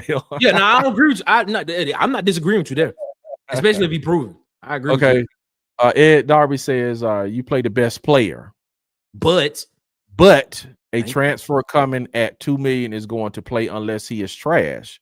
The recruit better be heads and shoulders above the 2 million player. Yeah, that's all I'm saying. I'm just saying, if he is, if the recruit is better than the $2 million player you play him, you don't just be like, you know, is he a 2 million player? We just gonna sit. So Teddy, I'm gonna ask you this. This is gonna be the last. This is gonna be my last one. Teddy Bridgewater comes into the quarterback, right? To come in to be the quarterback of the Dallas Cowboys right now. You starting him over Dak Prescott? Say it again now. Say it again. Teddy Bridgewater. Okay. Come in. The Cowboys sign him. You starting. You the head coach. Are you starting Teddy Bridgewater over Dak Prescott? If I'm the coach, bro, it depends. It depends on if who's performing in practice. If Teddy, I'm not.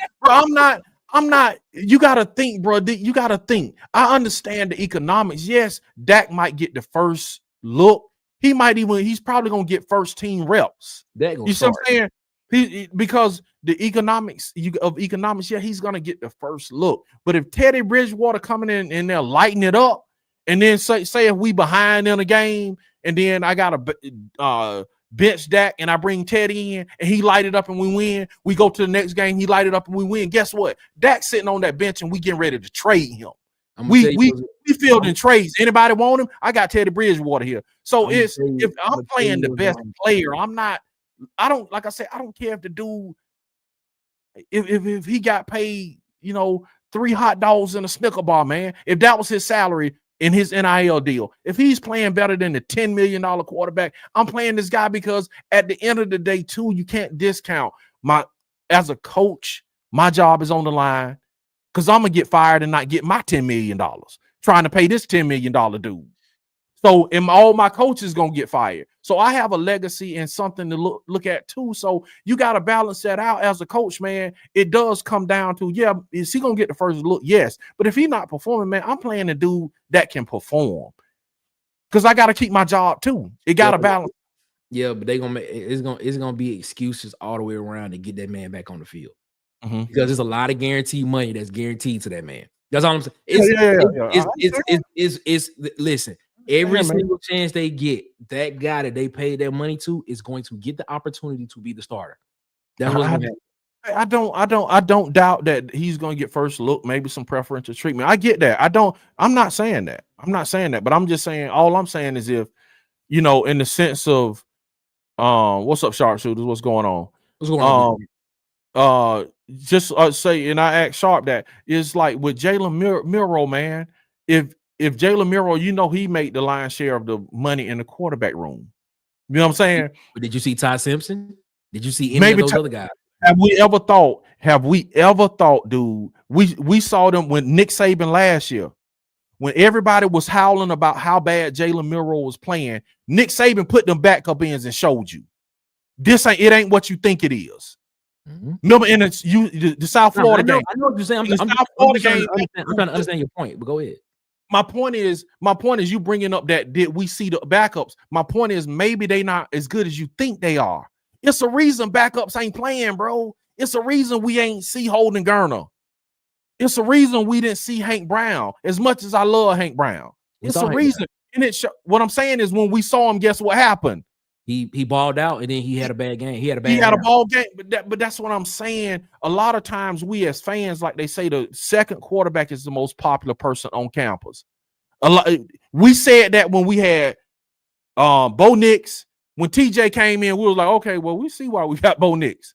Then when Robbie Asher came in, we were like, okay, now I understand. What I'm saying is these coaches ain't all the time just got all this exorbitant talent that they just sitting on the bench and letting this guy just ruin my legacy and my job. Like a Jalen Miro, in my opinion, bro, it's a reason Miro was playing and we didn't see Ty Simpson. Maybe it was Ty Simpson just wasn't ready. Maybe that was the reason. You can't tell me that dude just threw interception and we not going to even spell him and put somebody in. Now add money to that. Add money. Yeah, I agree. Money is a part. That's what I don't disagree. Money is not a part. I'm just saying it's not the whole. Five Adam says update on Tank Jones and Morgan. That's CD Morgan. CD Morgan. Cousin? No, go ahead. CD Morgan, Sedarian Morgan, okay. Benjamin Russell. Benjamin Russell. Benjamin Russell just hired Kurt Johnson, back-to-back state champion winning coach from Montgomery Catholic. Shout out to Kurt Johnson. He's now the new head coach at Benjamin Russell, so gonna get that program back on track. As far as we know, last thing I heard about CD Morgan is, man, he was at Junior Day last year, so it seems as if everything is trending up for Auburn, and I think a lot of people are starting to flip that switch to Auburn. St. Jones, last thing I think he was at Alabama this past weekend. Yeah, and so hold on, man, because Alabama just had some recruits in, so we'll see what the outcome of that is. Had their version of Junior Day. Yeah, absolutely. He says we keep kicking it down the road. When women's basketball is super similar is that when football goes private, and the only way they're not going to have to sue you because of Title IX. When this $20 million comes in, it's got to be spread amongst all sports. It can't just be football. So, but you're going to help football. You're going to help football by giving them a share. So that's going to help the bottom line on football. So you won't have to get all of the football money from NIL.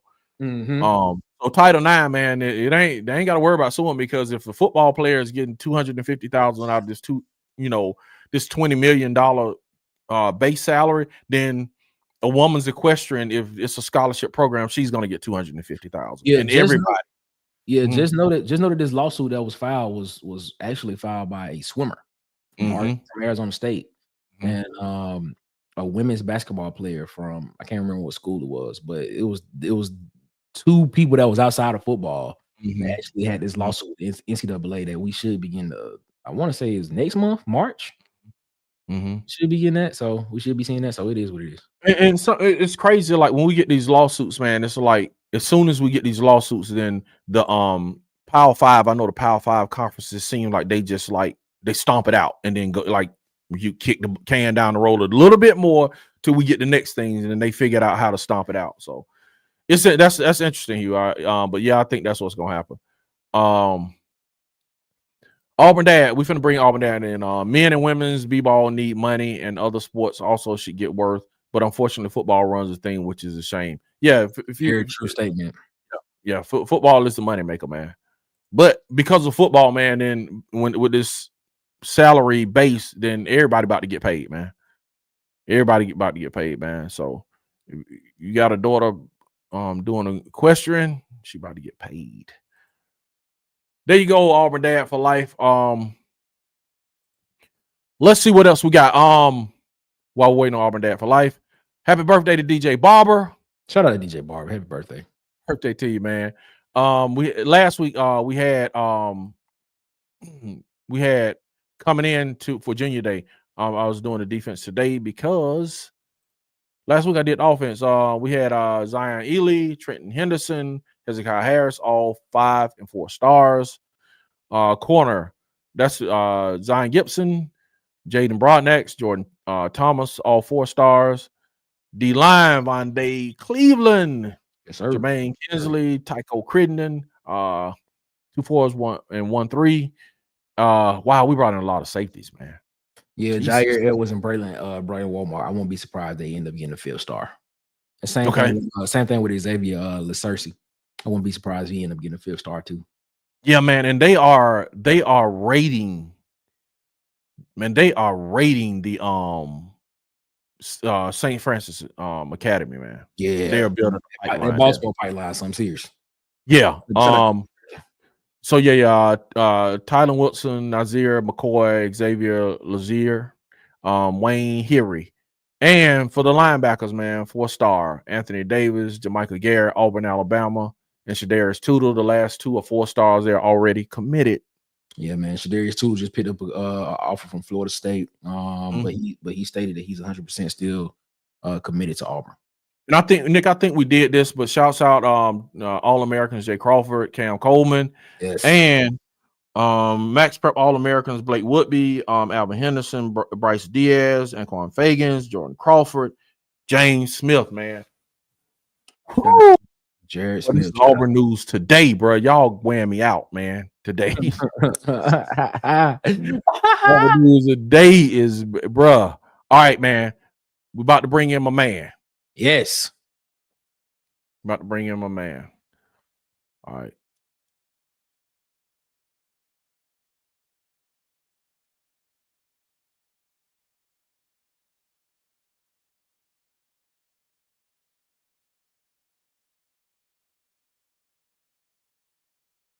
All right. Put him in a bubble spot. What's up, Auburn Dad for life? What's going on? Yeah, I'm trying to see if I can hear y'all. See, can you hear us? Let's see here. Spot. Can y'all hear me? We surely can. What's up, Auburn Dad for life? What's going on? I'm trying to see if I can hear y'all. Yeah, can you hear us? Turn everything down. Yeah, I can hear you now. Can y'all hear me? We surely can. What's up, Auburn Dad for life? What's going on? I'm trying to see if I can hear y'all. Oh, sorry. Turn everything down. Okay. Now, so we on rewind. But yeah. What's up, man? How you doing? Man? Nice to meet you, man. I'm sorry, I'm not good with these technical things. That's right, man. How you doing, man? You hear us? Yeah. Yeah, he can't hear. That's why he had it turned up. I think that's why he had it turned up. It's like the only reason I had it up was because the tablet I could hear on, and I can't hear y'all on it. So I'm trying to figure out how to get it where I can hear y'all through the phone. You should be listening to us through the phone. It's like the only reason I had it up was because the tablet I could hear on, and I can't hear y'all on it. So I'm trying to figure out how to get it where I can hear y'all through the phone. You should be listening to us through the phone. It's like the only reason I had it up. Let's see here. That's Mike. He needs some headphones. That's what he needs. Yeah. Okay. Let's try this. So what's up, man? Whoa. Let's see. Can you hear me now? There we go. What's up? You hear us? You hear us? Everything I can. I hope we ain't lose them. Did we lose them? I'm trying. There we go. It's like, let me go. Say it again. You hear us? You hear us, Auburn Dad? Boy, I'm trying. You got earphones? This is classic TV Gold YouTube, man. We're trying to get Auburn Dad for life, old man. Nick, we need to put some maybe put on some instructions, maybe. I don't know. I don't know what would we say. You still there? You still there, Auburn Dad? What's up, Trevor Thorne? While we waiting on Auburn Dad? You still there, Auburn Dad? You still there? You still there, Auburn Dad? Yeah. What's up, Trevor Thorne? While we waiting on Auburn Dad? Yeah, he can hear us. He can hear us talking. You still there? So he can hear You us. still there? You still there, Auburn Dad? I'm still here.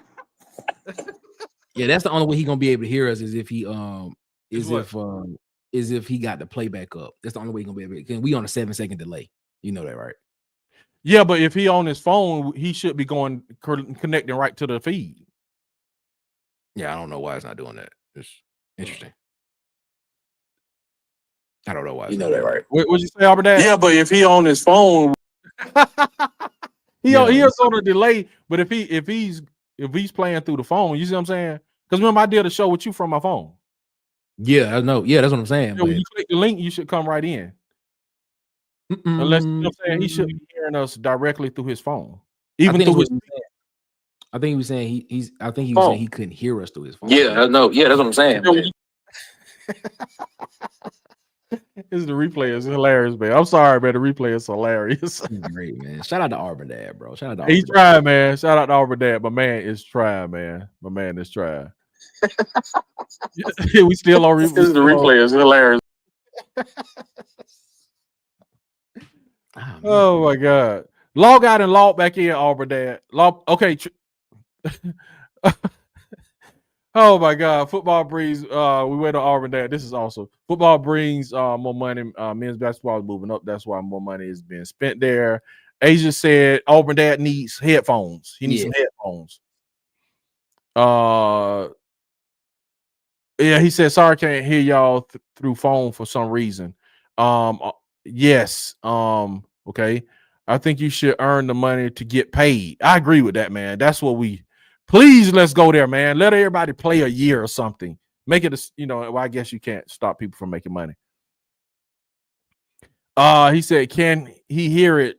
Should try again, man. Yeah, he's gonna try again. I think he's gonna try again, man. We'll try one more time, Arya. SC. I think he said he's gonna get some headphones. Okay. All right, man. What else, man? Let me see if I got anything else while we're waiting on Auburn Dad, man. This is hilarious. Oh, man, let's do this right quick. Auburn Football University. Asia, I hope you're still in here because this is about to be interesting. Auburn Football University, man. Mm-hmm. All right. Nick, have you ever heard of when we talked about how can you get a score from each facet of football? We had a show on that. Yep. One thing we did not talk about is that the referees can award a team a touchdown. Have you ever heard of that? Yeah, when they score. No, bro. It's okay. It says according to the official NFL rulebook, under the touchdown section, a touchdown can be scored when the referee awards a touchdown to a team that has been denied won by a palpable unfair act. Oh, so we would have to operationalize palpable unfair act. Okay, now what happened in the NFC Championship game? I need to Google that. When they were doing when they were trying to do the tush push, right? Okay. The first time a Washington Commanders player jumped over the pile and they stopped it. The second time he jumped over again, caused encroachment. They gave him half distance to the goal. He did it again. They moved the ball up a little bit. Then Washington did encroachment on the line itself, right? Mm-hmm. So the referee said, I have warned them that if they do it again, I'm gonna just award Philadelphia a touchdown. So that's a palpable play if like they're saying this rule applies if just say if somebody's running the touchdown, somebody run on the field and tackle the player. They'll give them a touchdown. That's it. Okay. Or if somebody jumps up and blocks the field goal. But this dude did it during the NFC Championship game. He was like, if they jump off sides one more time, I already warned them. I'm gonna just give them a touchdown. Well, they was on like the one. They was like on the one anyway, so they couldn't go any further. So right. Okay, so basically it says an unfair act is a foul that can be called when a player or team commits a flagrant or obviously illegal act that has a major impact on the game, and from which, if additional penalties were not enforced, the offending team would gain an advantage. So it's like I had no idea, bro, that the referee could just be like, bro, award a touchdown. Honestly, I just thought, okay, if you just keep getting penalties, you keep getting penalties. But I think it has to be like in a reasonable thing, because like reasonably, if you give them a penalty at the 1 inch line, how much further can you move the ball up? You can't. It would be a touchdown, I'm guessing. Yeah, I guess so, because I never heard of it. It was just an amazing learning for me. That was amazing. I'm like, this is amazing. I never knew. In the words of the New Heights guys, Jason and Travis Kelce, that is new news. It's new news, man. Right. I hope y'all enjoy that. Auburn Dad. Let's try Auburn Dad again. All right, let me go. I gotta change my media assets. All right, Auburn Dad, and I'm put Auburn Dad in the bubble spot. Auburn Dad, you in? You'll hear me now. Here we go. I can hear y'all on the phone and through the headset. I'm talking, so I guess that's how it works. I'm talking about Auburn Dad. What's going on, Auburn Dad? Let's get to nothing much. It's backwoods. I'm trying to figure out some shit. That ain't working, man. Where you at, Auburn Dad? In the backwoods. Where's the backwoods? Well, I call it backwoods, but it's Lower Alabama in Greenville. From my son, I coach Marlon and Davidson in what we call YMCA football. Really? Like Pop Warner kind of thing. Yeah. And then him and my son both went to Greenville High School after he came back from Carver after his poor mama died. Okay. And that's where he graduated from and left and everything else. So I'm real close with his family. So yeah, Geneville, him and Kenneth Carter, his brother, and a bunch of other ones. One of them we got playing for the Ravens right now. So yeah. Okay, that's what's but it's still backwoods if you consider a big city, I guess. Yeah. Hey, so when you coached him at that point in YMCA, did you know he was special? Did you project him? Dude, that whole family's special. There ain't nothing to it. Kenneth was special. Watched him in high school. I didn't get to coach him in Y. I got to coach like Marlon 1 year because then he went to middle school. That dude is just ridiculous. He's smart. He's just a great kid. He loves his family. His brother Marvin. They all look the same too, almost. I mean, it's like this. It's like I'm serious, man. And his aunts, his Aunt Dee and his Aunt Joanne. Oh my God, we just it's like. I tell you, I've never in my life enjoyed a recruiting process. I think Tracy Walker was D-line coach or working for Georgia, come down to recruit him. And I was at the practices, when they were in high school and stuff. And I looked at Tracy, I said, look, I love you. I wish you were at Auburn. That's before he came over to Auburn before he went to the NFL. And I said, but you ain't getting Marlon. There ain't no way in heck. His mama and his granddaddy, when he announced, he said, I was ready to go to the hospital if he had pulled out that red cap. Oh yeah, that's what I'm saying, man. And that's what you did the right thing. You that's what when Tracy Rocker, if he wanted that, you should have pointed. Tracy, get out of here, man. Just like I be doing with Dude, no, Kirby come down. We were playing Hillcrest. Yeah. Destroyed Hillcrest of Evergreen. Kirby come down and the mayor's down there. Coaches down there and everything. Kirby's sitting around talking around. I looked at him. I said, Kirby, I said, and he was for Alabama at the time. I said, you ain't getting him. Get out. And Kirby just tagged him. Kirby said, we'll see. And I said, well, yep, we'll see. And that's what happened. Bowl cut can go blankety blank, you know. Hey, man. Hugh Freeze put this man on style. You know what I'm saying? Give him a uniform to protect recruits. You know what I'm saying? Nick, it's like this. I know people think I'm kind of crazy, but if I like a video, my son, look, my best friend's Alabama. Half of my family is stupid and is Alabama. People that daggum are around my son all the time, his age, because he's unfortunately he has 2 terminal diseases. He just had a heart transplant this last year. Okay. So my youngest son. Okay. And so we've had a lot to do with him, but they're all Auburn, and they daggum. If they try to, I've always taught them. I said, don't you say that RT word. It is a cuss word. I will wash your mouth out and I will whip your butt. And they will not say it. No matter how people try to egg them on to say it, they will not say it. They'll look at you and tell you that's a no-no word. Ooh, Daddy don't play. I heard that. And that's the way I raise them. And I would not argue with my best friend raising his child Alabama and saying that War Eagle is. Hey, to each his own. I'm not daggum, just an idiot, but it just means more. If y'all don't understand, let me tell you, daggum. And you asked me how I become an Auburn dad. Well, one, because I had kids. That's what I'm gonna ask you. Yeah. So I will bring it. I've always been in an Auburn family. I watched Bo Jackson on the TV with my granddaddy. I've seen a lot, and I was young. I mean, literally, it happened when I was 4 or 5 when Bo Jackson went over the top and stuff. Okay. So, and I'm 46. I'm about to be 46 now next week. But happy early birthday. So, my dad takes me. I think it's 93 or 94. Alabama's in our house. It Stan White's the quarterback. Sanders is the wide receiver. We're daggum driving, and Stan White gets hurt. Nix comes in, and everybody knows the plays at the end. Nix is Sanders, and let me tell you, my dad had divorced, got remarried. I had a stepbrother that was full Alabama, had Bear Bryant statue and hat and all that in his room. It was the ugliest thing I ever seen.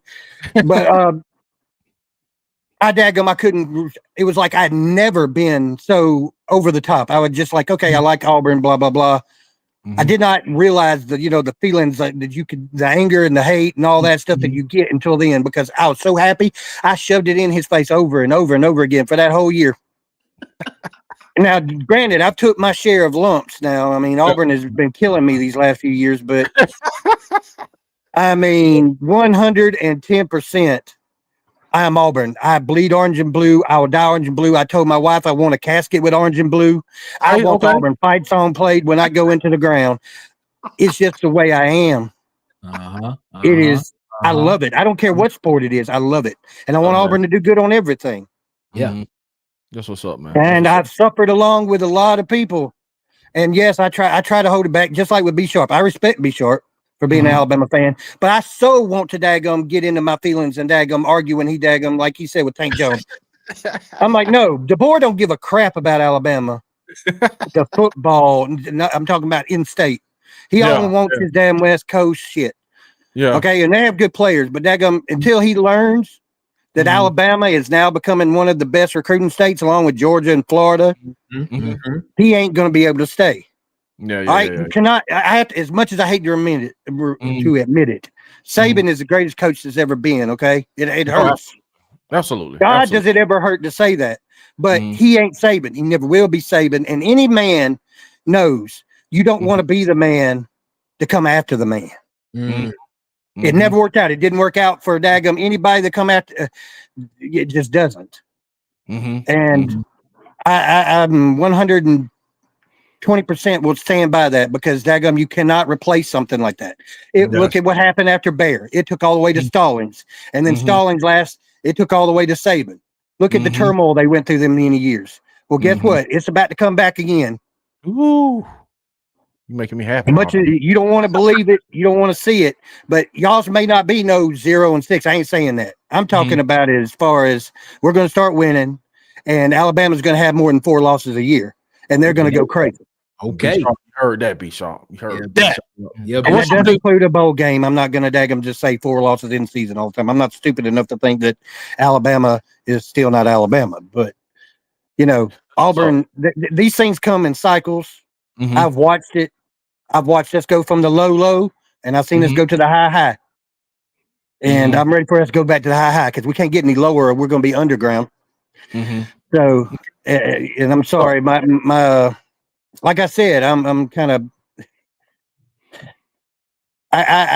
My wife gets on to me. I say, "Daggum, too much." I have a very bad Southern accent that I don't realize. So if I don't make much sense, I'm sorry. We all got Southern accents, man. Come on, man. We from the South, man. We just sound like that, man. I had my brother's friend met one of his friends from Nevada, man. He was, when I started talking, he was like, "Good Lord, you country." So, but it's funny. My mama moved to Washington D.C. And my God, they're backwards up there. I swear to God, they are. And they probably think we are too. I'm pretty dang sure. But I talked to some of her, like the people cause she worked for a firm, and I had to call in and ask to be connected to my mom. And my mom would always tell me, like, the girls up here love your accent. And I'm sitting there like, what accent? And I'm like, what accent? I said, I don't sound like nothing. I mean, I sound normal. And she's like, no, Brent, you don't understand. Now that I've lived up here, I can tell that you have an accent compared to it. Like I used to have one. And I'm like, well, you know what? I'll keep my accent. I don't want to sound like no daggum northerner. You got that country boy twang, man. They like I was born Southern. I'll die Southern. That's just the way it works. Hey, man, before you go, what record you giving Auburn this year? Okay, so you want me to go with my heart or you want me to go with my head? Both. Give me both. Both. Yeah, both. My heart, 10-2, 11-1. Okay. And yes, we beat the crap out of daggum Alabama and Georgia. Okay. We might slip up somewhere else, but we beat the crap out of them. Pick in on that one. All right, that's the heart. That's the heart. Let's go. My head says we should be 8-4, 9-3. Okay. All right. And we still, even with my head, I still say we win 1 out of the 2 with Alabama and Georgia. Okay. That's right. Okay. Good take, man. Good take, man. Like, hey, I'm telling you, just like with LSU at home, it had to end. The streak with Alabama's got to end. The streak with Georgia's got to end. Period. That's true. Boy, Auburn Dad, you got me. I done put a toothpick in my mouth. I'm working it. Ooh, yes, sir. I'm sorry about the technical difficulties. I didn't, like I said, I don't do this. I mean, I've called in, but I've never had it probably where I had to have headsets. So, man, we don't care, man. This is Auburn Addicts, man. This is not any other show, man. This is what we do. We're about Auburn people, man. I'm trying to just talk to my Auburn people, my Auburn brothers. I'm telling you, and my wife thinks I'm crazy, but the Auburn family has saved me many a time. From the boys over at the Up Tempo when my son went through, when we had that track where he almost died this last year, and we got him a heart by the miracle and grace of God. Thank him. Awesome. I thank him above everything. Yeah, is thank God, because my son would not be here. We already lost another child to an accident. We can't. It's like we have all this. My wife and son have terminal diseases. And then my oldest and me are just sitting here like we're going to be the only ones left, and it scares the dickens out of me. But the Auburn family, whether it be the War Report, whether it be y'all, whether it has been the Up Tempo and other people, they have always been supportive. And that's something that I don't care who you are, you can't replicate that at other places. They're not. I don't see that. I've been to watching other people's shows when we play them, and their fans are not like, oh, we love everybody in our fan base, or we love. It just ain't. Family is that they say family is totally different than family here. Yes, we have our lunatics. That is the truth. Every family does. Yeah. But 99% of the Auburn fan base cares about Auburn. I said it best. Alabama people love Alabama football. Auburn people love Auburn. And that's 100% true. It's good stuff. God rest in peace, Pat. Yeah, that's good. That's what's up, man. Appreciate you having me on. Look, man, it was worth the wait. It was worth like I said, I'm sorry. It's all good, man. Hey, man, we'll see you next week, man. Be in the chat, bro. we'll bring you back Yeah, on. you know me. I'm going to try to make every show. Okay, that's what's up, man. That's Auburn Dad for life, man. We brought him in on Bubba channel because DC didn't set it up. But brought him in. I appreciate it. Thank y'all. I know I'm on Bubba can't say it channel. enough. So that's Auburn Dad for life, man. Appreciate you, man. We'll see you. War Eagle. Or damn Eagle. Yes, sir. Awesome, man. Awesome, man. Awesome. That was great. That was great. Shout out to Auburn Dad. Yeah, awesome, man. That was great, man. I'm in my feelings, Nick. That was great. Yeah, that was great. God, man. Auburn Dad done made me put a toothpick in my mouth and work it with that southern twang. Yeah, and to the family, man. It says Vandy Chris, what's going on, Vandy Chris? Vandy Chris from the Golden Boot. Alabama has hired Ryan Grubb within the last. Offensive coordinator from Seattle. Yeah. Seahawks. Wow. Auburn Dad for life laying it down. Yes, he was, man. Yeah. Yes, he was. Yes. He wasn't playing with him. Vandy Chris says, FYI, big news from the Golden Boot. We are rebranding as the Golden Broom podcast. Why the Golden Broom? First show tomorrow. Okay, why the Golden Broom? The Golden Broom podcast. That's what's up. Y'all expecting Janai Broom to transfer to Vanderbilt or something? You know what's going on, man? Why y'all rebranding that, Chris? He says, God bless you and your family. Yeah, man. AD for life. Same to you, Harbone. Same to you too, Harbone. Yeah, you too, Hall, man. For real, man.